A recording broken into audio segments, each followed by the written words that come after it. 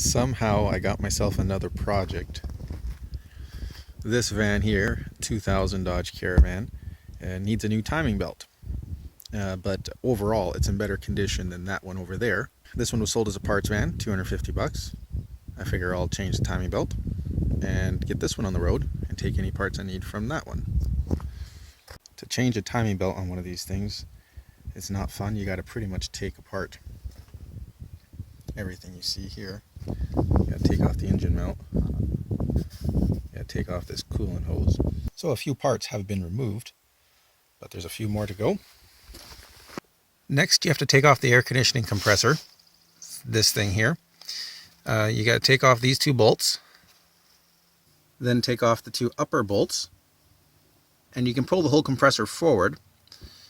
You don't need to disconnect these lines. You need to get this one bolt in the back here off. There's one hidden up here. It's hard to get at. And directly behind it, you have to get pull this forward to get the one that's directly behind it, because that bracket that's behind it, that needs to come off. And of course these ones on the side got to come out. One of the things that has to come off is this crankshaft pulley right here. And what you'll find is that it turns quite easily, and that can be a bit of a nuisance.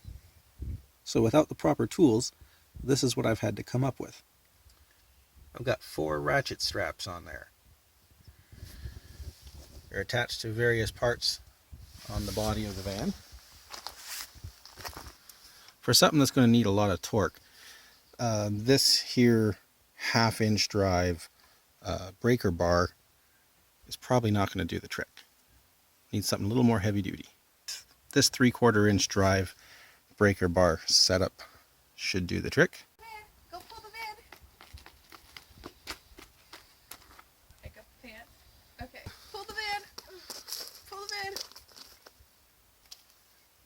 Shouldn't you be? You should make the offers for $75 for the card and the $20 gift card for the Amazon. That gives you $95. That pays for your screen. You know what? If you yak, I can't use the footage. How is that supposed to happen? I'm using a hand tool. A hand tool. Are you using it for what its purpose is? Mel, don't ask stupid questions. Are you using it for the right purpose? Here I am using a hand tool, and I managed to do that. Seriously? So I made a few changes to it. Added a couple more straps, and we'll see how this works. Round 2.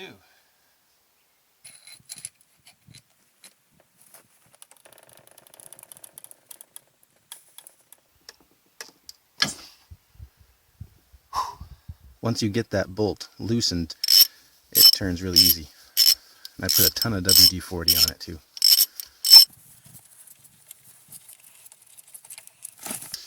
Now I can take the crankshaft pulley off. Once you take the pulley off, you can take this metal plate off.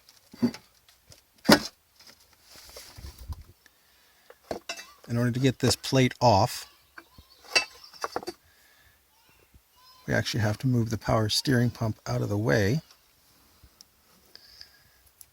That's the power steering pump back there. And there's a bracket that supports it way back here. It's got 2 bolts. These bolts way up here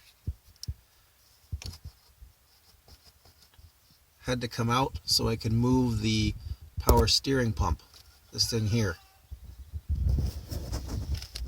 After I did all that, I was able to take that plate off.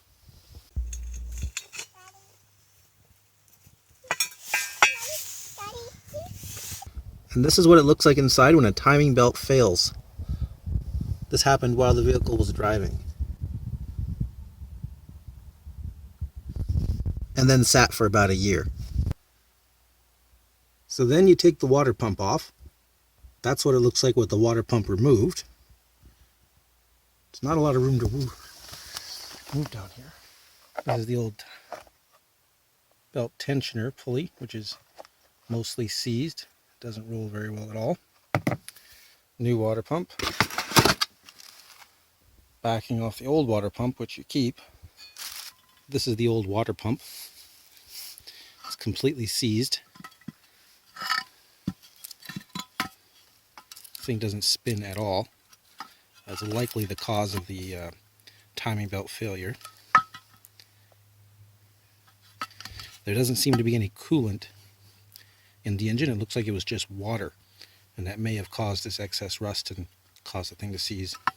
So I'm getting ready to join the two halves of the water pump together, this one to this one, and I'm putting a very thin layer of high temperature gasket maker along the edge.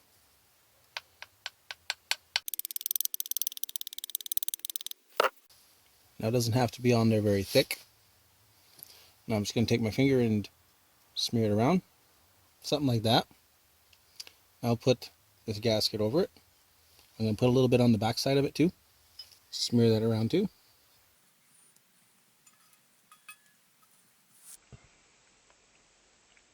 It screws in from the back. When you're taking this off, this screw is usually seized.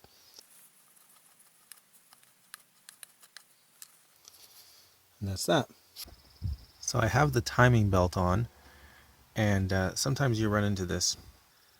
Notice that mark there. That's one of the timing marks on the camshaft. It's lined up with the mark here that it's supposed to be. Okay. That's the right hand side camshaft here. Same thing, the crankshaft marker is lined up where it's supposed to be. But the marker on the left camshaft is off by 1 notch. That's because when you put the belt on the tensioner, it causes this camshaft to rotate a little tiny bit. So the way to fix that is to take the belt off again, unhook that.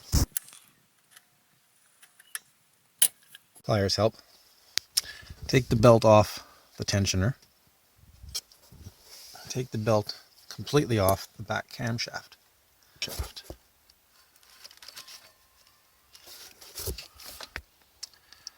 So what you want to do is you want to put it back in place with the timing mark 1 notch closer. You want to rotate the camshaft so that the timing mark is off by 1 notch.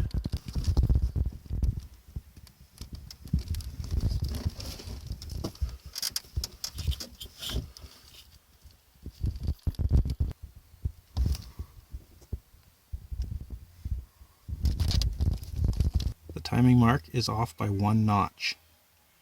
Now we'll put the belt back on, and when I tighten it, it'll rotate the cam to where it's supposed to be. The easiest way I found to put a timing belt on is to grab yourself a little flathead screwdriver. Make sure the timing belt pulley bolt is loose.